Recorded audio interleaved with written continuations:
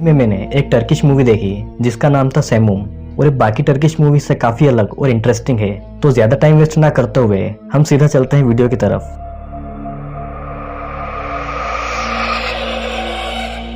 Movie की starting में हम देखते हैं कि वोल्कान नाम का एक आदमी जो कि एक कंपनी में अच्छी पोस्ट पर था और शहर में वो एक बंगलो खरीदना चाहता था और इसी के चलते वोल्कान अपनी पत्नी जेनन के साथ एक बंगलो देखने जाता है, जहाँ की एक ब्रोकर उसे बताता है कि बंगलो का असली मालिक अमेरिका में रहता है और इस बंगलो की उसे कोई खास जरूरत नहीं है, इसीलिए वो इस बंगलो को काफी कम कीमत में बेच रहा है। वोल्कान अपनी पत्नी जेनन के साथ में बंगलो के अंदर जाता है, लेकिन वहाँ का गार्डनर उसे अंदर जाने से रोकता है, जो कि काफी अजीब दिख रहा था। गार्डनर के रोकने के बाद भी वोल्कान और जेनन बंगलो के अंदर जाते हैं, जहाँ उन्हें बंगलो के अंदर का इंटीरियर और डिजाइन उन्हें काफी पसंद आता है और वो इस बंगलो की डील को फाइनल कर देते हैं। हम देखते हैं कि कोई व्यक्ति बंगलो के गार्डन में कुछ दफना रहा है और ये सीन यहीं पर कट हो जाता है। वोल्कान और जेनन जल्दी ही बंगलो की डील फाइनल करने के बाद अपने नए घर में शिफ्ट हो जाते हैं। वो काफी खुश लग रहे थे क्योंकि एक बहुत ही आलीशान बंगलो उन्हें काफी कम दाम पर मिल गया था और वो दोनों इस खुशी को एंजॉय कर रहे थे और कोई उनके पर्सनल मोमेंट्स को चोरी छुपे देख रहा था। एक रात जब वोल्कान और जेनन अपने बेडरूम में सो रहे थे तो उनकी पालतू बिल्ली कुछ अजीब देख लेती है और जोर जोर से चिल्लाती है और इसी के साथ हमें काली परछाई को आता हुआ देखते हैं। अगले दिन जेनन की बेस्ट फ्रेंड बानू जेनन से उसके नए घर में मिलने आती है, जो कि जेनन के काफी क्लोज थी। बानू जेनन को एक पेंटिंग गिफ्ट करती है जो कि जेनन अपने लिविंग रूम में लगा लेती है। बानू के अकॉर्डिंग ये कोई मामूली पेंटिंग नहीं थी, ये पेंटिंग बुरी शक्तियों को बंगलों में आने से दूर रखेगी। और तभी अचानक जेनन की पालतू बिल्ली बानू के ऊपर कूद जाती है, जिससे कि बानू काफी डर जाती है और बानू अपने घर चली जाती है। जब जेनन बानू को छोड़ने बाहर तक आती है तो उनका गार्डनर जेनन को काफी अजीब तरीके से देखता है और जेनन के वापस अंदर आने पर उसका पड़ोसी दरवाजा नॉक करता है और जब जेनन दरवाजा खोलती है तो वो देखती है कि वो पड़ोसी बहुत ही गुस्से में है और उसके हाथ में एक थैली है जिसमें कि सड़ा हुआ मांस होता है, जो कि काफी बदबू मार रहा था। वो पड़ोसी बहुत ही गुस्से में था और जेनन से कहता है कि उसने ही उसके गार्डन में सड़ा हुआ मांस फेंका है और वो जेनन के घर में घुसने की कोशिश करता है क्योंकि जेनन के घर में से भी वही सड़ी हुई बदबू आ रही थी। लेकिन घर में अकेली होने के कारण जेनन उसे अंदर नहीं आने देती और उस पड़ोसी को अपने घर से भगा देती है। वोल्कान जब अपने ऑफिस से घर आता है तो जेनन उसे सारी बात बताती है और वोल्कान गुस्से में उस पड़ोसी के घर जाता है और उससे धमकाता है कि उसकी गैर हाजिरी में अगर वो दोबारा उसके घर आया तो वो पुलिस को बुला लेगा। और जब वोल्कान वापस आता है तो वही गार्डनर उसे मिलता है और वो बताता है कि उस पड़ोसी के घर जाकर उन्होंने बहुत बड़ी गलती कर दी है, क्योंकि एक साल पहले ही उसकी शादी हुई थी और उसकी बीवी कई दिनों से गायब है, जिसका शक पुलिस वालों को उसी पड़ोसी पर है और पुलिस को लगता है कि उसी आदमी ने अपनी पत्नी को मार डाला है। जिसे सुनकर जेनन और वोल्कान और परेशान हो जाते हैं और ये सोचने लगते हैं कि उन्होंने ये बंगला लेकर कोई बड़ी गलती तो नहीं कर दी। रात होने पर वोल्कान और जेनन दोनों अपने बेड पर थे और जेनन को बहुत प्यास लगती है, जिसके चलते वो किचन में जाती है, लेकिन वहाँ कोई अदृश्य शक्ति उसे जोरदार धक्का देती है, जिससे कि पानी से भरा ग्लास उसके हाथ से छूट जाता है। वो डर के मारे वापस अपने रूम की तरफ भागती है कि तभी उसे अपने घर के एटिक से कुछ अजीब अजीब आवाजें आती है, जिसे चेक करने के लिए जेनन ऊपर एटिक में जाती है, जहाँ उसे किसी की गर्म सांसें महसूस होती है और एक तेज गुर्राहट के साथ उसे एक डरावनी परछाई अपनी ओर आती दिखती है, जिससे कि वो डर जाती है और जोर से चिल्लाती है, जिसे सुनकर वोल्कान भी अपनी नींद से जाग जाता है और जेनन के पास जाता है, जहां जेनन उसे अभी अभी एटिक में हुए इंसिडेंट के बारे में बताती है और वोल्कान जेनन के साथ एटिक चेक करने चला जाता है, जहां उसे अपनी पालतू बिल्ली के अलावा और कोई नहीं दिखता। जेनन उसे फिर कहती है कि यहाँ पर कोई लंबे बालों वाली परछाई मौजूद थी, लेकिन वोल्कान उसे जेनन का वहम बताकर उसे वापस सोने को कहता है और उन दोनों के वापस बेड में जाते ही एटिक में फिर से हलचल होना चालू हो जाती है। अगले दिन वोल्कान अपने ऑफिस के लिए निकलता है, लेकिन वोल्कान से एक्सीडेंटली अपनी पालतू बिल्ली पर गाड़ी चढ़ जाती है और उसकी बिल्ली मारी जाती है। वोल्कान उनके गार्डनर से कहता है कि इस बिल्ली को दफना कर यहाँ की सफाई कर दे और उससे रिक्वेस्ट करता है कि वो इसके बारे में जेनन को कुछ भी न बताए, क्योंकि वो इस बिल्ली से बहुत प्यार करती थी और घर में लगातार हो रही घटनाओं से वो पहले ही परेशान थी। गार्डनर भी ठीक वैसा ही करता है जैसा कि वोल्कान उसे कहता है और वोल्कान वहां से चला जाता है। वोल्कान के जाने के बाद जेनन घर पर अकेली होती है और उसे उसकी पालतू बिल्ली कहीं नहीं दिख रही थी। जेनन को अचानक पड़ोस से आवाज आती है और उसे किचन से देखने पर पता चलता है कि उसका वही अजीब पड़ोसी अपनी कार में एक बड़ा सा बैग भरकर कहीं ले जा रहा था, जिससे कि जेनन को उस पर और शक होता है। जेनन सभी दूर अपनी बिल्ली को ढूंढ रही थी और ढूंढती ढूंढती वो उस पड़ोसी के गार्डन में चली जाती है और तब तक वो पड़ोसी वहां आ जाता है और गुस्से में जेनान को वार्निंग देता है कि आइंदा से वो उसकी प्रॉपर्टी में ना घुसे, और जेनान वापस अपने घर चली आती है। जेनान वापस घर आकर टीवी देखने लगती है और टीवी देखते देखते उसकी आंख लग जाती है। कुछ मिनटों बाद जब जेनान की आंख खुलती है तो वो देखती है कि लिविंग रूम में बानू की दी हुई पेंटिंग थोड़ी सी टेढ़ी हो गई है और वो उसे जाकर फिर से सीधा करती है और बानू को कॉल करके शॉपिंग के लिए पूछती है। फोन पर बात करते करते जेनान जब वापस पलटती है तो देखती है कि वो अभी भी पेंटिंग के सामने ही खड़ी है, और जब सामने वाली जेनान पलटती है तो उसका चेहरा बहुत ही भयानक था और असली जेनान की बॉडी धीरे धीरे अकड़ने लगती है, जिससे कि वो कुछ कर नहीं पा रही थी। और अचानक जेनान की नींद खुलती है, जिससे उसे पता चलता है कि वो तो नींद में थी और सपना देख रही थी, लेकिन वो पेंटिंग अभी भी तिरछी थी। जेनान उसे फिर से ठीक करने जाती है और तभी बानू का कॉल आ जाता है और बानू आगे रहकर उसे शॉपिंग के लिए पूछती है, जो कि काफी स्ट्रेंज था। शाम को जब वोल्कान ऑफिस से अपने घर आता है तो जेनान उसे बताती है कि शायद इस घर में कोई बुरी आत्मा का साया है, इसीलिए उन्हें यह घर सस्ते में मिल गया। और वोल्कान उसका मूड ठीक करने के लिए उससे एक अच्छे रेस्टोरेंट में ले जाता है, लेकिन वहां भी जेनान काफी परेशान लग रही थी। उसे वहां किसी के चिल्लाने की आवाज आती है, जो कि सिर्फ वही सुन पा रही थी, और उसका गला अचानक चोक हो जाता है, जिससे कि वो भागकर वॉशरूम में जाती है और अपने आप को ठीक करती है कि तभी अचानक वॉशरूम का दरवाजा अपने आप खुलता है, जिसे चेक करने के लिए जेनान बाहर जाती है और देखती है कि वो तो वोल्कान के साथ बैठी है और वही बातें दोहरा रही है जो कि उसने थोड़ी देर पहले की थी। जेनान वोल्कान की टेबल के पास जाती है और सामने वाली जेनान को ठीक उसी तरह चिल्लाती है जिस प्रकार थोड़ी देर पहले उसने चिल्लाने की आवाज सुनी थी, और तभी जेनान उसका गला दबाती है, जिससे कि चेयर पर बैठी जेनान का गला चौक हो जाता है। मतलब कि जो कुछ भी थोड़ी देर पहले जेनान के साथ हुआ वो उसने खुद ही अपने साथ किया था। और जेनान के इस स्ट्रेंज बिहेवियर के चलते वोल्कान उसे वापस अपने घर ले आता है। धीरे धीरे काफी दिन बीत जाते हैं, लेकिन जेनान को लगातार कोई औरत दिखाई दे रही थी, जिसके कारण जेनान की मेंटल कंडीशन काफी खराब हो रही थी। वो बेवजह हंसने लगती है और अजीबोगरीब हरकतें करने लगती है, और हम देखते हैं कि कोई शैतानी ताकत धीरे धीरे उसके करीब आ रही थी।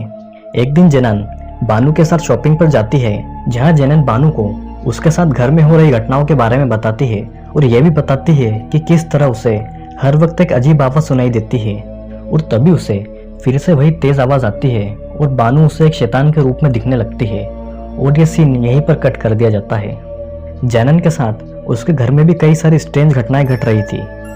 एक रात जब वो सोने के लिए जाती है तो उसे एक विजन आता है कि वो अपने गार्डन की जमीन में एक ताबूत में दफन है और कोई शैतान उसके नजदीक आने की कोशिश कर रहा है।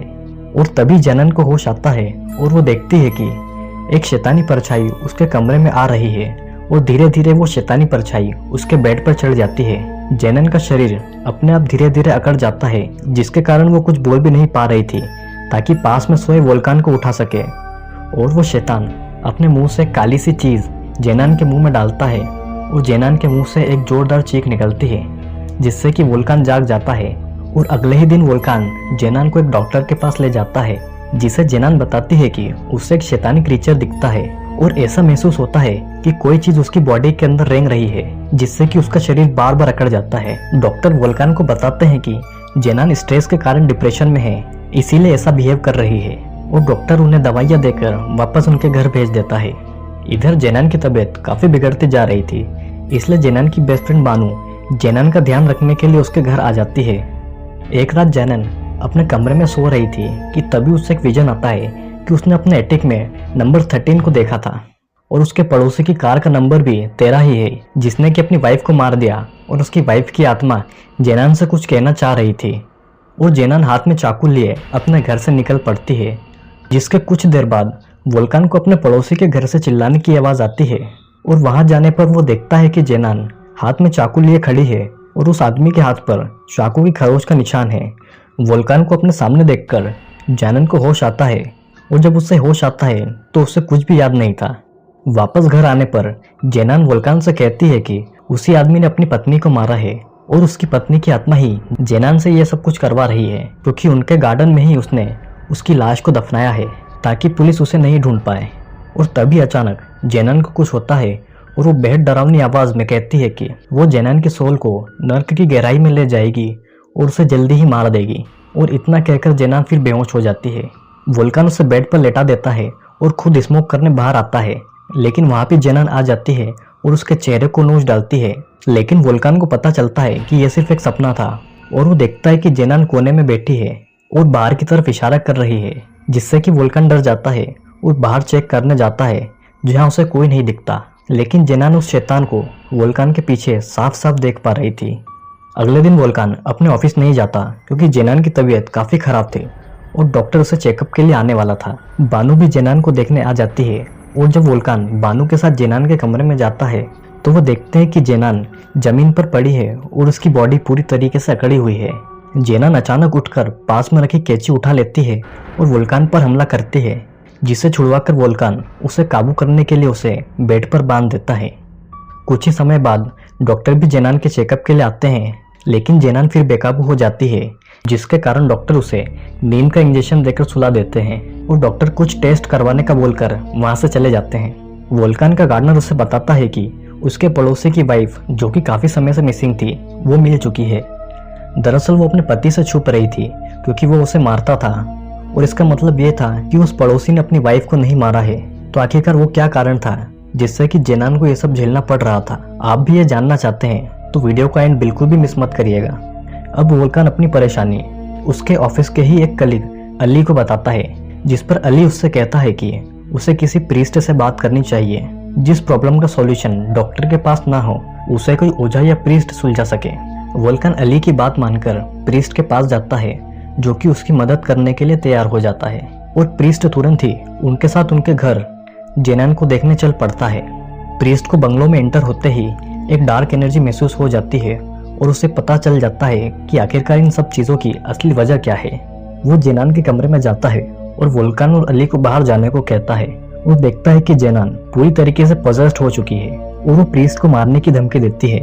लेकिन प्रीस्ट जेनान को सेमुम कहकर बुलाता है और वो कहता है कि उसे जेनान का शरीर छोड़कर जाना होगा, नहीं तो वो उसे मार डालेगा। जिस पर जेनान कहती है कि सेमुम को मारना इंसानों के बस की बात नहीं और उसके मुंह से ढेर सारे कीड़े निकलने लगते हैं। और तभी डॉक्टर वहां आ जाता है और प्रीस्ट से कहता है कि जेनान को मेडिकल ट्रीटमेंट की जरूरत है, न कि झाड़ फूक की। जब डॉक्टर जेनान को टच करता है तो उसे एहसास हो जाता है कि सचमुच में जेनान किसी शैतान के कब्जे में है और वो प्रीस्ट को उसका काम करने देता है। प्रीस्ट एटिक में मोमबत्ती लेकर जाता है, वहाँ उसे 13 नंबर बना हुआ दिखता है जो कि जेनान को दिखा था और मोमबत्ती की गर्माहट से वहाँ लिखे बाकी के शब्द भी उभरने लगते हैं और 13 नंबर पूरा होकर बानू में बदल जाता है। बानू का नाम देखकर वो यही चीज बानू की दी हुई पेंटिंग के साथ करते हैं। पीछे उन्हें कई सारे स्पेल और काले जादू के निशान मिलते हैं और यहीं से मूवी के सारे राज खुलते जाते हैं।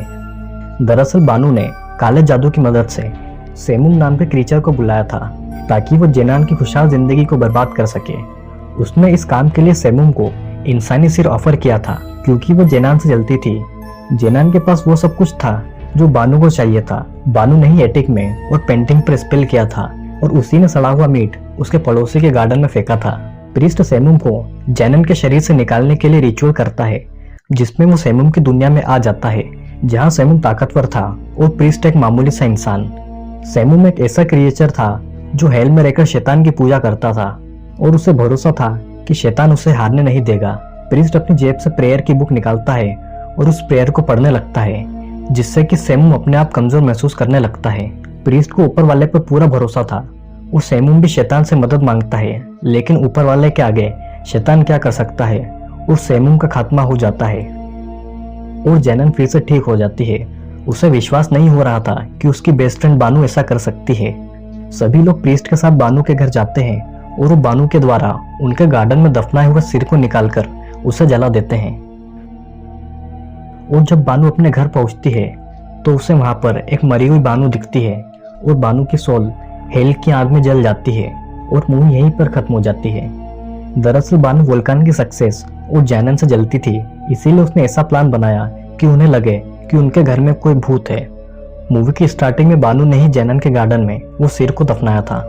और सेमुम की बात करें तो ये एक सैटेनिक क्रिएचर है जो कि हेल में रहता है और किसी के बुलाने पर ही आता है। सेमुम जेनन के कमजोर होने का इंतजार कर रहा था, इसीलिए उसने उससे विशेष दिखाकर मेंटली कमजोर किया और उसकी प्यारी बिल्ली को मार दिया जिससे कि वो टूट जाए। और इसका फायदा उठाकर सेमुम ने जैनन को पूरी तरह से पजेस कर लिया और सैमुम की मौत के साथ ही बानू का स्पेल उल्टा उसी पर पड़ गया